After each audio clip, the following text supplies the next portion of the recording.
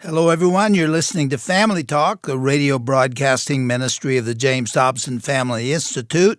I'm Dr. James Dobson, and thank you for joining us for this program.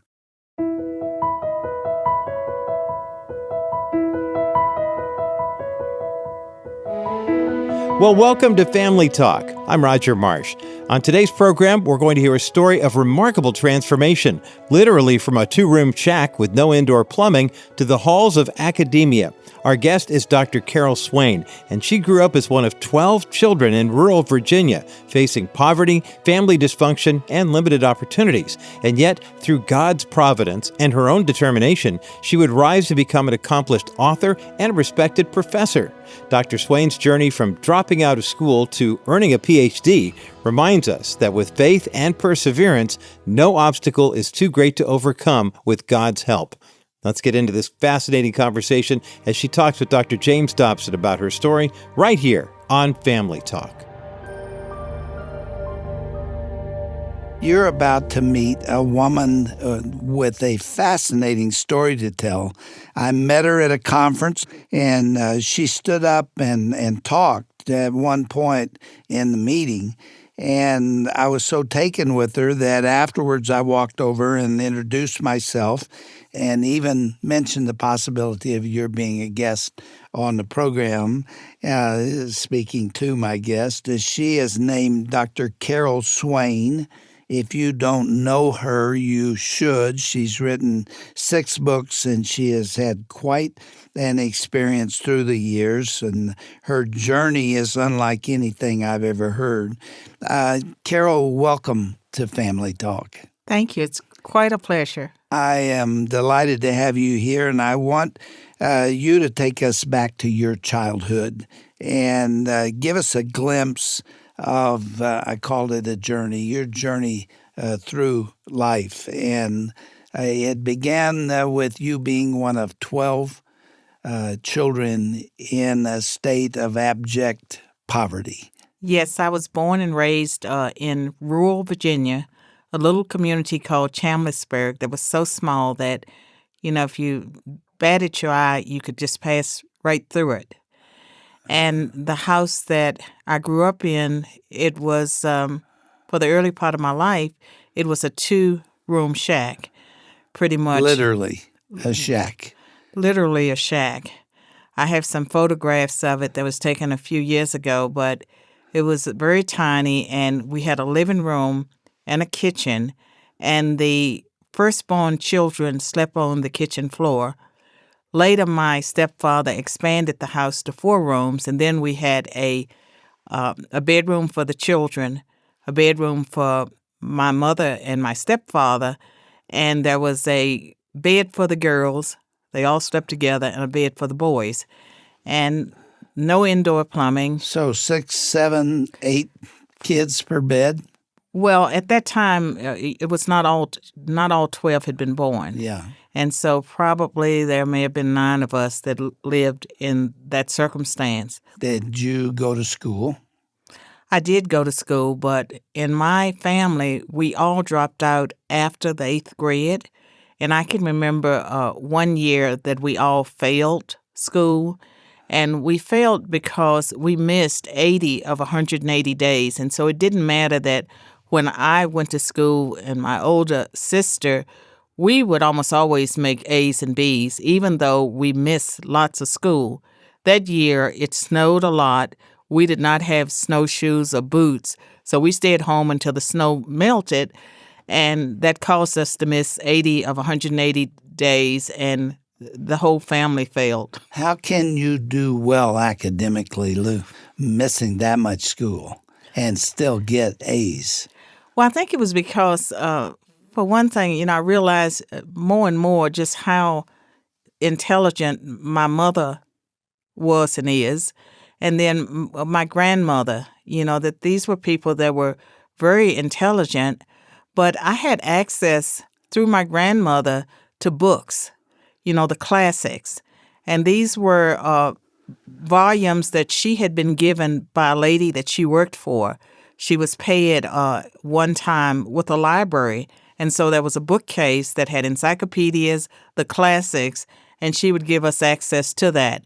And so even though, I was in this dire poverty in Bedford, Virginia, my grandparents were a little bit better off, and we could walk to their house and we could get access to those books. And for some reason, my older sister and I, we just did very well in school. That reminds me of Dr. Ben Carson, whose mother insisted that he read. If a kid will read, he can overcome an awful lot of handicaps. I certainly will agree with that. And back then, living in the country, there wasn't a whole lot to do, and you didn't have all the competition that young people have today with the internet and just various things competing for their time. But I was an avid reader, and I suppose my older sister as well, and we did extremely well in school, even though we missed a lot. And I can remember times when teachers would crack jokes, like maybe I'd walk into the classroom and the teacher would say, "Look, we have a visitor today," or "Look, who showed up today." And if other students laughed, I can remember her saying, "What are you laughing at? She knows more than you do, and you're here every day." Obviously, you were a very bright kid. I think so. And your life since those days has proved it, because you've gone on academically to do things that no one would have anticipated. Now, how difficult was it for you to live in a dysfunctional family like that? Your real dad, your biological father, left early, and your mother divorced your stepdad soon after that. Yeah, I don't remember when my mother lived with my biological father, and she had 3 children by him, and they divorced, and so I had a stepfather. And in those circumstances, it was difficult. Did you feel poor? I knew it was You very knew you vivid. I knew I was poor. Were you embarrassed by that? We were teased in school. And at the time I started school, it was during the era of segregation, and so we went to a black school, and later that school was integrated. But during the time that I was there, we were the poorest of the poor. It was always that way. And we would be teased for all sorts of reasons. For one thing, my maiden name was Payne, Payne, and so that lent itself to quite a few jokes independently. Yeah. None of them funny. None of them funny. And they would laugh at the lunches if you didn't have sliced bread.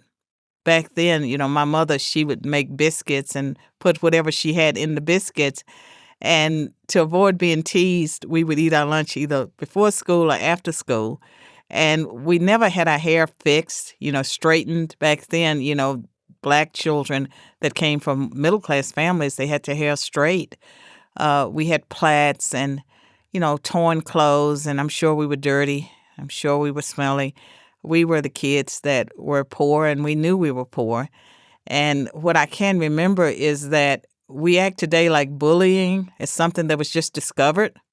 Yeah. I can attest to the fact that bullying has always been around. Yeah.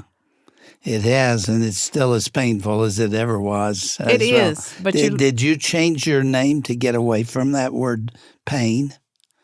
I didn't mind leaving pain behind. Yeah. Well, you're a beautiful woman today and a very intelligent person. And life has not been easy for you, though, has it? No, I mean, when I think about my life, there's been so much pain and suffering. I married at 16, not because I was in love, but to get away from home. And even before I married at 16, at some point, the circumstances, my mother was an alcoholic, stepfather, they would fight every weekend. And there was one particular fight that sort of seared in my mind and in the minds of some of my siblings, where my stepfather was chasing my mother with an axe. And we were screaming, trying to keep him from killing her. And he eventually broke one of her legs, and she has polio. And so she was always a small woman. But my older sister and I went to live with the father we didn't know in our early teens. At some point, he got sick, and I literally went to the juvenile authorities and filed a petition to be placed in a foster home, because at that point I knew some children that were in foster homes, and I thought that was better. So I filed the petition, and what happened was other members of my family turned on me because they thought that the social workers would take all my mother's children away, and that even though I was in a bad circumstance, they made me, feel tremendously guilty for having done that. The day of the court hearing, all I did was cry. I didn't talk at all. And so the judge said I could live with my grandmother. And I lived with her for a little while, but that was not a good solution. And so my next wise idea was to get married at 16. And I remember that I was not old enough to get married when I made that decision. My mother had to sign the paperwork. And I didn't marry at that time thinking that I would ever want to get out of it. I was so thrilled that anyone would have me. And I married a man that lived next door to me. By this time, we'd moved into the city. He purchased my first store-bought clothes at a high-end women's store. And so they were falling off my... You had never bought clothes before. No, and they were falling off my little girlish frame because they were women's clothes, and so they were high-end, but they didn't fit very well. You moved into town. How many of the 12 kids in your family successfully got out of poverty? How many of them went on to have successful lives? They've all struggled, and their children have struggled. And there are several that are working, but we all dropped out of high school after the 8th grade. No one went through the system and graduated with a high school diploma. But 3 of us have high school equivalencies. My older sister has a high school equivalency, and one of my siblings. And the sibling that has it, he got his while he was in jail. And he sent it to me, his prized possession. And he's someone very intelligent, but it's like when the odds are stacked against you, and our family was downwardly mobile, it's almost impossible to get out. And so I have been extremely blessed in the sense that for some reason, God did set me apart, and he opened doors for me, and I was the only one to reach college. And I've had, a very successful life within academia. Yeah, I want to talk about that in a minute. But you always felt a little bit different from the rest of the kids. Yes. You told me you felt like you'd been parachuted in from outer space somewhere because you didn't seem to fit the mold. Yeah, I can remember my earliest memories of myself. And my mother said I used to hide behind furniture and peer out. I guess I had a lot of fear, but it was like I had been dropped from outer space. I was observing, these people live their lives, and I was part of them, but I was not part of them. And from my earliest memories, I remember feeling like there's something I'm supposed to do. And today as a Christian, I would say that it was the call on my life, that somehow deep down I knew that there was something I was supposed to do. It didn't make any sense to me, but I always had that sense of urgency and a sense that there was something I was supposed to do, and that I was watching these people. And at some point I had a fantasy life to sort of endure in those circumstances, but I was in the family but not of the family. Mm-hmm. You said that on the bus on the way to school, you would fantasize about who you really were. Yeah, I had a fantasy life, and in my fantasy life, this is probably embarrassing, and my enemies could use it against me, but I've always shared the truth about it. I used to fantasize that I was this rich white male named David, and David grew up as I grew up, because this was over a period of years. And so when I was a kid, he was a kid, and then when I was a teen, he was a teen, and he was rich, and he was powerful.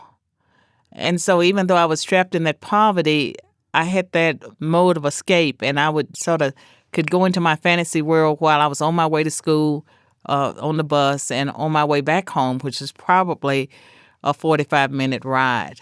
When did you first become aware that God was alive, God was real, and that He also was watching you? Well, my first experience with God that I knew that there was a God was when I was probably 12, 11 or 12. I remember being in a church program. Now, we were not regular churchgoers, but my grandmother was a pastor's daughter, and every now and then she would do something. And so she did a program, a church program, and she put her grandchildren in it. And I had a poem to recite one Easter. And as I was standing on the stage reciting my poem, the sun came through the window and it shone on me in such a way that I knew there was a God. And I knew I wanted to serve him. And when I got down off the stage, I told people I wanted to get baptized. I didn't get baptized at that point, and then life went on. But that was the first encounter that I remember with God. And growing up, like I've always known that there was something bigger than me guiding my life, but I would not have said it was Jesus Christ. I just always knew that there was more than what I was hearing from people around me. And some of what I heard from people around me was, you've probably heard these things. There's no such thing as spirits. Yet I knew that there was a spiritual world, and I don't know how I knew that there was a spiritual world, but I always knew that there was more than what I was being told. Wouldn't it have been wonderful if a little church nearby had come knocked on your door and got acquainted with you and befriended you and your family and then introduced you to Christ? Because you were sitting duck for him. You were waiting there for him to come along. Well, here's what happened. Shortly after that experience in the Methodist Church with the Easter program, there was a knock on my door, and it was Jehovah's Witnesses. And they started a Bible study with me. And so part of my teen years was spent in affiliation with them. And I have mixed feelings about that experience. I can see the fact that it was a cult. And I broke away from them, in my late teens, early 20s. I broke away from them. Yeah. So even though you dropped out of high school, you later got a GED, a general education degree. I did. And part of the teen years was lots of depression, lots of suicide gestures where I would take bottles of pills and I would, call someone and sort of set up my rescue. I guess suicide gesture is the right way to describe it because, no, it was a cry for help. And doing one of those suicide gestures, the doctor, he told me I was intelligent, I was attractive, I could do more with my life, and it stunned me because I had forgotten that I used to be smart. I had forgotten that when I was in school that I had been smart. And I was so embarrassed that I only had a high school equivalency. By that time, I'd had 2 children. And every time I gave birth, I had to put down the highest education of the mother, highest grade completed. Yeah. And I was so embarrassed to put down 8th grade. When the doctor said that to me and reminded me that I was smart, and around this time my high school class was graduating, the class I would have graduated with, and I certainly knew a lot of the people that were graduating weren't as smart as I was. I learned about the high school equivalency, the GED. And when I learned about it, I was too young to take the test because Virginia had a law that you had to wait until you were 20. But I took the test. I scored really high on everything except math, and that gave me a sense of accomplishment. And 1975 was a turning point year for me. And it was the year that Jehovah's Witnesses had taught that the world would end. I left them before the world was supposed to have ended in October 14th. I had already broken off association because at that point I didn't care. I got my high school equivalency. I had a daughter die of a crib death, and I filed for a divorce. And sometimes when I tell my story, I say my world ended in 1975. 1976, I started college, and the rest was like history for me. How'd you get accepted to college? Well, it was a community college, Yeah. and I was making C's without trying. And when I decided to study, I started making the dean's list. And I graduated within the 2-year period with a degree in business. That was not my choice. I wanted to do commercial art because I've always been artistic. I wanted to do art. I was told to be practical, and so my practical decision was to take business merchandising. So I graduated with that business degree and started applying for jobs, and I kept being told that I needed a 4-year degree to be a store manager. I wanted to manage a store. I also noticed that as I was filling out the job applications that I didn't have enough stuff to distinguish myself. I didn't have many awards. I didn't have these accolades for the application. I'd been on the dean's list twice. So I decided I would get the 4-year degree. I went through the college catalog of Roanoke College, which is a Lutheran school, looking for the major that had the least amount of math, and that was criminal justice. And I chose that as a major. But I also made a decision that I would be an honors student, and I graduated from Roanoke College magna cum laude. Did you really? I did, and I was inducted into the highest honor societies they had, and later when they got Phi Beta Kappa, I was inducted into that. And I started a scholarship there for minorities that was meant to be an academic scholarship, and I did all of that even though I was still working at the community college library full-time. And this is God's story in the sense that I had favor at that community college library because I was willing to work nights and weekends. I started as a work-study student. The regular employees would call out, sick, or they didn't show up. There would be a crisis about who's going to work at night. I would always volunteer to work. So a full-time position was created for me nights and weekends in circulation, and I was able to keep that job for 5 years, go to the 4-year college full-time, and do my homework at night and take my children to the library when I needed to. And I see that as God's provision.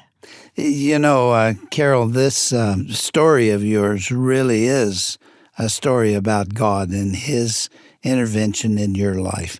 You and I were standing in the hall before we came into the studio, and I told you that I thought one of the most incomprehensible things in my life through the years has been that God, the creator of the entire universe, who knows every secret, who is omniscient, who is all-knowing, all-caring, and created this universe that as far as we know runs at least 30 billion light years in all directions from the earth. Imagine that. And that's probably not even the start of it because He's infinite and His universe is infinite. And yet, He knows me.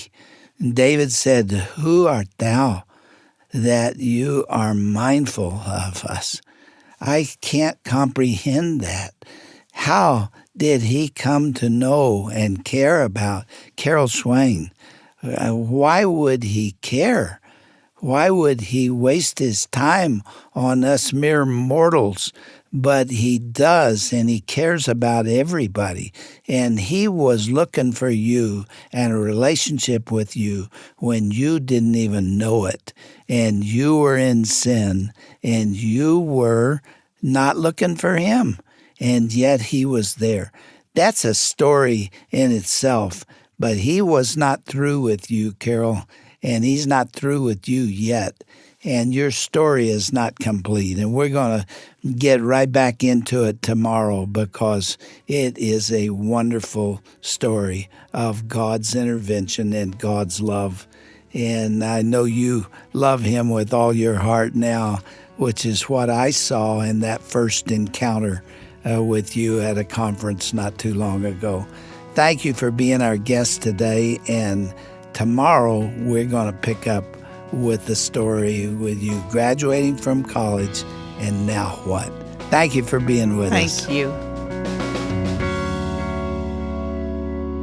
Dr. Carol Swain's story of finding hope through education and faith reminds us that even in life's darkest valleys, God's hand is always at work, weaving a greater purpose than we can see in that moment.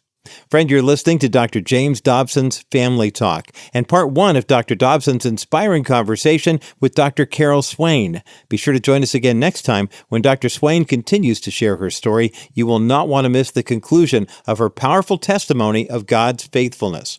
Now, if you'd like to listen to today's broadcast again or share it with a friend, simply visit drjamesdobson.org/Family Talk or download the free JDFI app from the Apple or Android store to access this and other great content.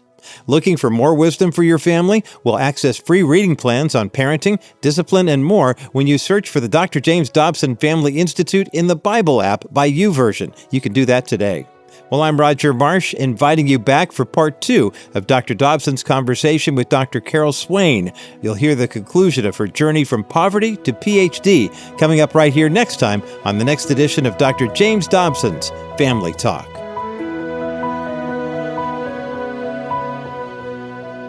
This has been a presentation of the Dr. James Dobson Family Institute.